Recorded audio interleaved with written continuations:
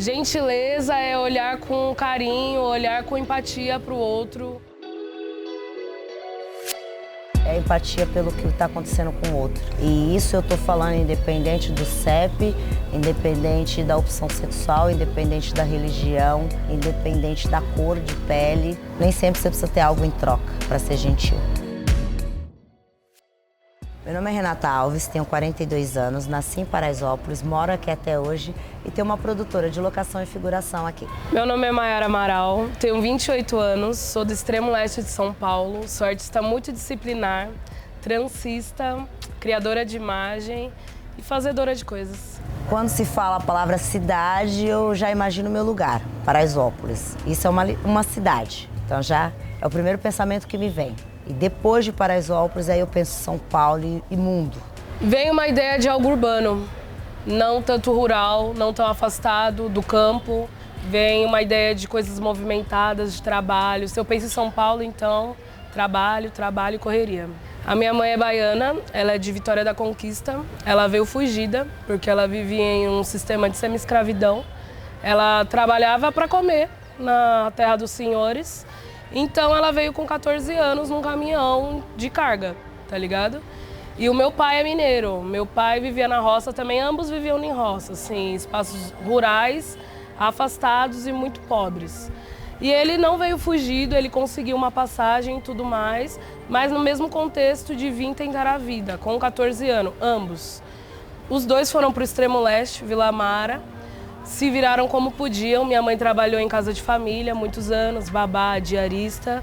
Foi costureira também, em oficinas, muita sobrecarga. Trabalhar por peças valendo 15 centavos, 10 centavos, 5 centavos. Feirante, fomos feirantes, muitos anos. E meu pai veio sendo padeiro, assistente de padeiro na real. Depois motorista, cobrador. Hoje em dia é motorista na Fundação Casa, há uns 25 anos. Eu sou a filha mais velha de um cara que é o mais velho de 9 irmãos, né? Eu sou filha de uma mulher muito forte, a dona Eva, que teve 5 filhos e que saiu de uma cidade muito pequena, fugindo da violência doméstica do primeiro casamento dela. Então, a gente sempre se ajudou, minha mãe sempre ensinou isso, meu pai sempre ensinou isso, né? E aí eu nasci numa comunidade que teve que se ajudar e que se refazer ao longo do tempo e todo dia tem que se refazer. Mas isso vem da pessoa também. Não seria diferente pela minha história de vida, pelo meu tempo, que eu passei recluso os 2 anos e 4 meses e que foi um divisor de águas para mim, em ir trabalhar na enfermaria da penitenciária e realmente conhecer as pessoas que lá estavam detentas, independente do que as levaram para aquele lugar. Então, a empatia todo mundo tem. Você só precisa achar o caminho para encontrar ela dentro de você e a motivação para encontrar ela dentro de você. Eu não preciso ter empatia com o outro a partir de algo que aconteça comigo. Se o outro tem um problema e eu não tenho a empatia, quem tem um problema sou eu, não é o outro. Por ser de quebrada, eu acredito que a gente sabe pisar fofo, sabe chegar e sair dos lugares. E isso me fez chegar em outros espaços também, não necessariamente na periferia. Espaços da elite branca, que eu soube de trocar de igual com essas pessoas, porque eu tive outras conexões, eu tive outras bagagens, que a minha família conseguiu me estruturar muito bem nisso. Eu costumo dizer que eu fui presa na hora certa. O universo, ele conspira. Isso é real pra mim. Quando eu falo que foi um divisor de águas pra mim, eu já fazia um rolê de ajudar as pessoas por ser a caçula de 5 irmãos e cuidar dos sobrinhos e fazer já parte de uma associação de moradores e já estar engajada na construção da associação de mulheres e procurar meios de ajudar, né? Me ajudar e ajudar os meus e pensar num futuro. E o divisor de águas foi quando eu fiquei reclusa e que eu fui trabalhar na enfermaria e fui conhecer as pessoas. Conhecer a pessoa, não conhecer o número. E a partir do momento que você transpassa essa barreira de enxergá-las como número e sim como seres humanos, você tem um olhar diferente para tudo. Isso só solidificou o que eu já queria para mim. É lutar pela equidade e na igualdade. A gente fala tanto em lutar por igualdade, igualdade, igualdade. Nós não somos iguais. Então não dá pra gente pensar num futuro com igualdade. A gente tem que pensar num futuro com equidade, andando numa linha muito atena com a igualdade. Quando eu era mais nova, para mim era um choque muito grande. Eu não conseguia entender muito bem como uma pessoa morava numa cobertura e outras pessoas moravam num cômodo. Para mim era um choque gigantesco. Hoje em dia eu entendo muito que é uma distribuição de grana, que é uma questão de estrutura, de herança, né? Não somos herdeiros, então pra gente é outra caminhada. Só que entender também como que a gente pode se inserir nesses locais para conseguir crescer financeiramente, ter uma ascensão intelectual também é importante. Então, muitas das vezes, quando eu era mais nova, eu queria, por mim mesma, nunca nem encostar nesses espaços. Hoje em dia, eu sei que essas pessoas pagam muito para eu estar nesses lugares. Então, eu acho que é ter uma dinâmica de saber como que eu vou usar essas pessoas, esses locais ao meu próprio benefício, tá ligado? Bom, abre-se um leque aí de diferença, né? Primeiro é o acesso. Quem está na periferia está muito longe do centro, né? Na verdade, a gente está da ponte para cá, a maioria das periferias maiores de São Paulo, o acesso para o periférico, de uma maneira geral, para o centro, ele não é. Hoje ele está um pouco mais acessível, mas não era. E as pessoas tinham essa estigma de que só ia para o centro para trabalhar. Quando eu falo que ele não é tão aberto para a periferia, não é que o periférico não pode ir até lá. É que o periférico não sabe que ele pode ir até lá. São poucos os que sabem que ele pode fazer N rolês gratuitos no centro e conhecer a história de SP, São Paulo.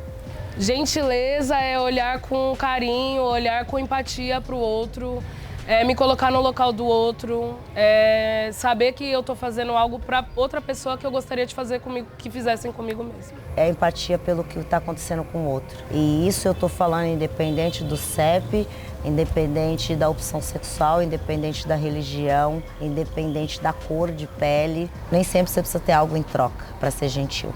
Eu acredito que as pessoas da favela, as pessoas da periferia, elas entendem coletividade antes mesmo de ouvir falar isso externamente, tá ligado? Então, é muito comum uma pessoa cuidar do filho da outra, mesmo se você pedir, nem que seja para comprar uma mistura ali por 5 minutos. Quando veio a pandemia e toda essa situação e que a gente conseguiu segurar o BOzão todo, isso deixou muito claro que com toda a dificuldade, com todas as suas diferenças, Paraisópolis, assim como todas as outras quebradas, que o que une, o que resiste uma favela é amor, cara. É amor. No final das contas, é uma grande família que, mesmo que tenha suas tretas, se cuida. E o favelado, ele se cuida, o periférico, ele se cuida. Eu tenho muito orgulho de falar que eu sou da favela. Eu não sou só de Paraisópolis, eu sou de favela. Eu sou uma pessoa de quebrada, eu gosto de ser de quebrada. Eu tenho a opção de sair da favela, mas é meu lugar, é a extensão do meu quintal, é isso. É amor. Em SP é dentro da favela. Os pretos do continente, eles têm uma relação muito maior de conectividade e de irmandade natural, que nós pretos brasileiros não temos. Então, eles se cumprimentam de graça nas ruas, entendeu? Eles se fortalecem, não que seja um mundo perfeito, não que os africanos não criem guerras entre si, mas eles mostram que eles têm um exemplo de unidade. Eu acho que esse é um dos maiores exemplos que a gente deveria seguir, porque aquele rolê de junto a gente vai mais longe, entendeu? Você quer ir, sozinho você chega, só que junto você vai mais adiante. Eu nunca esqueço quando um africano disse: vocês pretos brasileiros andam muito com a cabeça para baixo. Nós, africanos, somos orgulhosos. Não importa que a gente está passando fome, a gente anda de cabeça erguida. E eu nunca esqueci isso, deve ter mais de 7 anos.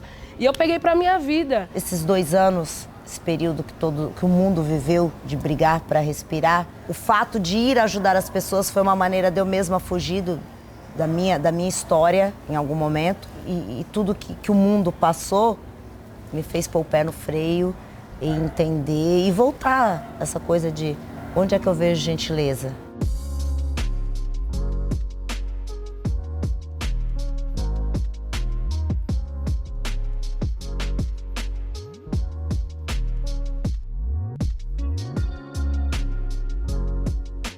Hoje está difícil falar da questão de segurança na cidade de São Paulo, porque antes se tinha o estereótipo de que insegurança era dentro de periferia e que o centro era um lugar seguro e por alguns anos o centro passou a ser um lugar não seguro. Porque a violência ela não está só no mano que pode te assaltar, ela está dentro da sua casa, de um parente para o outro, ela está na violência doméstica. A segurança na cidade de São Paulo, de uma maneira geral, ela está falha, mas ela está falha por conta de um decorrer de falhas em outros setores. Eu já vejo que essa geração será uma geração que vai deixar todo mundo muito louco, porque se a nossa geração já está modificando várias questões de palavras, gírias e vocabulários que a gente tem que incorporar de inclusão, imagina a nossa, a próxima, né? A descendência. Então eu tenho lutado para que ela tenha uma educação melhor, entendeu? Para que os acessos para elas não sejam tão tardios como foram para mim e para você. Eu tenho 42 anos e eu cresci ouvindo, né? São Paulo, a cidade do futuro, Brasil, país do futuro, né? Futuro, futuro. Eu já sou avó hoje, isso me preocupa o que vai ficar para Maitê. Então eu acho que mais do que sonhar, tá na hora de ter ações. Quando você para dar uma informação, quando você gera a gentileza, você tá pensando numa cidade do futuro, entende?